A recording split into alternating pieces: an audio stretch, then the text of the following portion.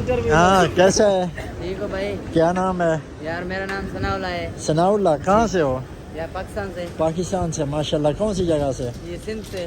सिंध से हो? जी वो जी भुट्टो जी है बट यार अभी तक काम इधर है ही नहीं। अभी तक मरा नहीं है भुट्टो? हाँ? अभी तक भुट्टो मरा नहीं है? यार मालूम नहीं मेरे को। अच्छा अपना इंटरव्यू दो। मेरे को मेरे को 3-4 महीना हो गए। अच्छा। जी। वीजा पे विजिट पे? विजिट पे आया था। विजिट पे? जी।